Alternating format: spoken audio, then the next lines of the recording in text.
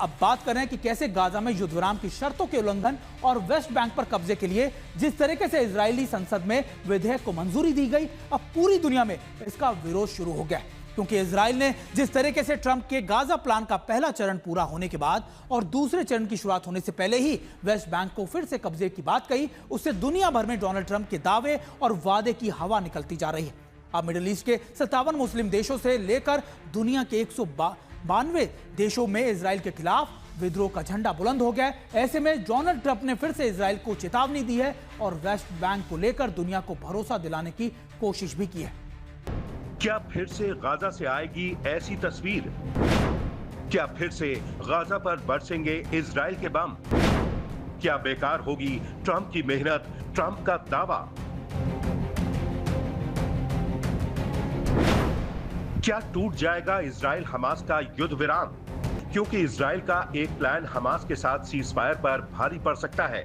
Israel ने वो कदम उठाया है जिससे गाजा में राष्ट्रपति ट्रंप की शांति योजना खतरे में पड़ सकती है।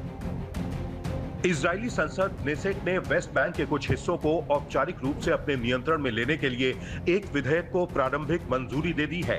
ये वही क्षेत्र है जिसे फिलिस्तीनी अपने भावी देश का हिस्सा मानते हैं।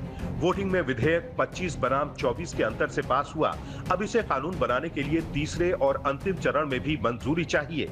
एक दूसरा विधेयक जिसमें माले अदुमिम नाम की बस्ती को मिलाने का प्रस्ताव था, वो भी 31 बनाम 9 वोटों से पास हुआ। ये फैसला उस वक्त आया जब अमेरिका के उपराष्ट्रपति जेडी वैंस इजराइल दौरे पर थे और उन्होंने प्रधानमंत्री बेंजामिन नेतन्याहू से जेरूसलम में मुलाकात की। वैंस ने कहा कि वो इस कदम से सहमत नहीं है। खुद राष्ट्रपति ट्रंप कह चुके हैं कि वो वेस्ट बैंक पर इजराइल को कब्जा नहीं करने देंगे। हालांकि इजराइल की संसद से विधेयक को शुरुआती मंजूरी के बाद ट्रंप प्रशासन ने फिलहाल कोई आधिकारिक विरोध नहीं जताया है। नेतन्याहू ने कहा कि इस प्रक्रिया को उनकी सरकार ने पिछले साल फिलिस्तीनी राज्य की मान्यता के जवाब में पेश किया था। दूसरी ओर हमास ने इसे फिलिस्तीनी अधिकारों पर हमला बताया है। फिलिस्तीनी प्राधिकरण ने कहा कि यह अंतर्राष्ट्रीय कानून का उल्लंघन है और संयुक्त राष्ट्र से इस मामले में हस्तक्षेप की मांग की है। अमेरिकी विदेश मंत्री मार्को रूबियो ने भी कहा है कि इजराइल का यह कदम सही नहीं है। इजराइल के वेस्ट बैंक पर कब्जे वाले प्रस्ताव को कई अरब देश अपनी रेड लाइन मानते हैं। वेस्ट बैंक 1967 की जंग के बाद इजराइल के नियंत्रण में आया था। दुनिया के कई देश इसे फिलिस्तीनी क्षेत्र मानते हैं। इस पर कब्जा अंतर्राष्ट्रीय कानून के खिलाफ माना जाएगा। इस पर कब्जे के बाद दो देशों के समाधान की संभावना खत्म हो जाएगी। इसलिए कतर, तुर्की, जॉर्डन और सऊदी अरब अब इजराइल पर भड़के हुए हैं। यूरोपीय संघ और ब्रिटेन ने भी चेतावनी दी है कि यह फैसला शांति प्रक्रिया को कमजोर करेगा। फिलहाल देखना है कि क्या ट्रंप इजराइल की मंशा पर लगाम लगा पाएंगे या नेतन्याहू की जिद युद्ध विराम को तोड़ने वाली है। आज तक ब्यूरो। वैसे ये आशंका पहले भी जताई जा रही थी कि कहीं ऐसा ना हो कि जैसे ही ये डील सीजफायर की पूरी हो या उसका एक फेज पूरा हो, इजराइल इसको तोड़ दे, और शायद इसी की आशंका बढ़ती जा रही है। लेकिन इजराइल के मंसूबे इस समय क्या है, कैसे वो वेस्ट बैंक को अपने इलाके में लेना चाहता है और उससे क्या प्रभाव पड़ेगा, आखिरकार वो क्या है, ये नक्शे पे हम समझाने की आपको कोशिश करते हैं। दरअसल अगर आप देखें, ये पूरा इलाका जो आप देखेंगे ये इजराइल का इलाका है। इजराइल की सीमा जो है जॉर्डन से, मिस्र से लगती हुई है। ये इलाका है गाजा का इलाका, यानी जहां पर इस समय ऑपरेशन सीजफायर चला है। उसके बाद ये है वेस्ट बैंक का इलाका, जिसकी जो पॉपुलेशन है वो करीबन 4 बिलियन के करीब है। और इसी के साथ साथ अगर आप देखें तो सीरिया का इलाका भी कुछ कुछ वेस्ट बैंक से लगता हुआ है। यहां पर जो इलाका अगर आप देखें वेस्ट बैंक के ठीक ऊपर, यह सीरिया का आखिरी पॉइंट जिसे दारा कहा जाता है। दारा वो इलाका है जो वेस्ट बैंक से जुड़ता है और शायद इसी वजह से साउथ सीरिया के इलाकों में इजराइल ने अपने ऑपरेशन की शुरुआत की थी और इन इलाकों में भी अपनी, आप कह सकते हैं, जो अपनी पकड़ है और ज्यादा मजबूत कर ली थी। अब ऊपर की तरफ अगर आप चलें तो वो है जो नॉर्थ इजराइल का इलाका और साउथ लेबनान का इलाका। ठीक मेरे ऊपर अगर आप देखें, साउथ लेबनान में भी इजराइल की तरफ से बड़े ऑपरेशन चलाए जा रहे हैं हिजबुल्लाह के खिलाफ, क्योंकि इजराइल ये मानता है कि हिजबुल्लाह अब भी वहां पर एक्टिव है। लेकिन अगर इस एरिया के अंदर इजराइल ने अपनी चीजों को और ज्यादा मजबूत कर दिया तो निश्चित तौर पर अगर आप देखें राफा के इलाकों से ऑलरेडी यहां से इजराइल ने आप कह सकते हैं कि हमास को काट दिया है। ऐसे में उन पर रसद और साजो सामान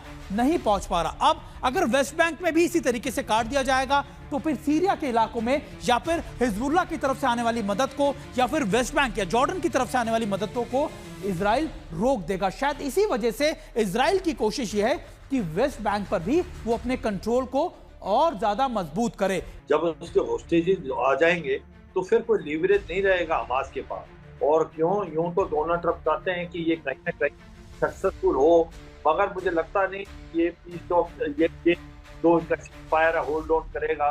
ये दो बातें, एक तो हमास को डिसआर्मेंट करना बड़ा मुश्किल है, और मुझे लगता है वक्त का मादा उठाते हुए गाजा पट्टी को निगलने की कोशिश करेगा।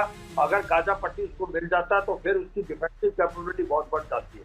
यूं तो कोई भी अरब वर्ल्ड में नहीं चाहता, मगर नेतन्याहू ऐसा कर सकते हैं को अमेरिका की ना आए और कोई अंडरस्टैंडिंग तो नहीं। ये भी देखना पड़ेगा, क्योंकि अब हमास के पास कोई भी कार नहीं है।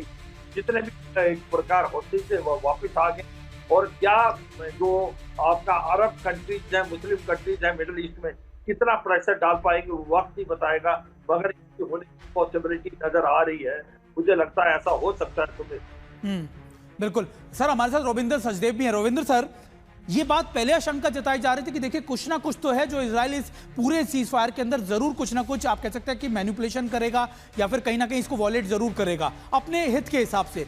लेकिन इतना जल्दी अब इजराइल कह रहा है कि वेस्ट बैंक में भी इन इलाकों के अंदर हमारी तरफ आप कैसे सिक्योर कर लीजिए, इनको अपनी तरफ ले लीजिए। क्या ऐसे में अमेरिका की क्या फेस सेविंग रहेगी खासतौर पर इंटरनेशनल कम्युनिटी में? क्योंकि डोनाल्ड ट्रंप तो इसको एक बड़ी पीस डील बता रहे थे कि देखिए गाजा का रूप ही बदल जाएगा। लेकिन क्या ये ईरान को उकसाने वाली कार्रवाई भी नहीं होगी क्या?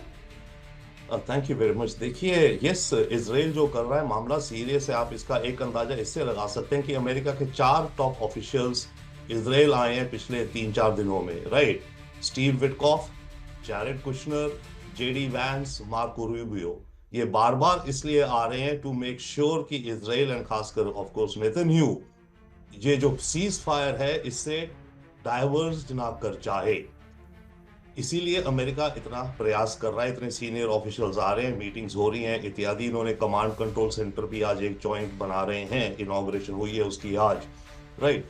तो अमेरिकन एडमिनिस्ट्रेशन को लग रहा है कि नेतन्याहू हो सकता है वेस्ट बैंक की तरफ अपने जो मंशा है उसको आगे एक्सपैंड करें। तो वो एक डेफिनेटली एक फैक्टर है यहाँ पर। दूसरी बात याद रखिए, नेतन्याहू के विचार में और जो इजरायली फार राइट है उनके विचार में ये एक वंस इन अ सेंचुरी मौका है पूरी मिडिल ईस्ट को रीडिजाइन कर देने का, राइट? तो वो जो तबका है, वो जो कॉन्स्टिट्यूएंसी है, वो जो विचारक हैं या जो भी आइडियोलॉग्स हैं इजराइल में, उनका ये कहना और ये मानना है कि ये मौका है। ऐसा मौका फिर कब आएगा? 50 साल बाद, 100 साल बाद, 200 साल बाद भी नहीं आएगा शायद। तो अभी मौका है इस बार अपना सारा जितना हम अपने को दुरुस्त कर सकते हैं हम कर लें। वेस्ट बैंक भी हम ले लें, गाजा को भी हम पूरा निकाल दें, अपने में ले लें, इधर सीरिया को बिल्कुल न्यूट्रलाइज कर दें, लेबनान को न्यूट्रलाइज कर दें। ये सारा हम कर दें ताकि हम अगले 100 साल। सर, ऐसा लग रहा है कि इजराइल अपने लॉन्गर ऑब्जेक्टिव्स को पूरा करना चाहता है। वो चाहता है कि देखिए आने वाले वक्त में ये पूरे एरिया सिक्योर हो जाए और शायद वो इस ज्यादा से ज्यादा इन इलाकों पर अपना कब्जा भी जमा ले, ताकि उसके लिए आने वाले वक्त में कोई बड़ा चैलेंज इन इलाकों से सामने ना आए।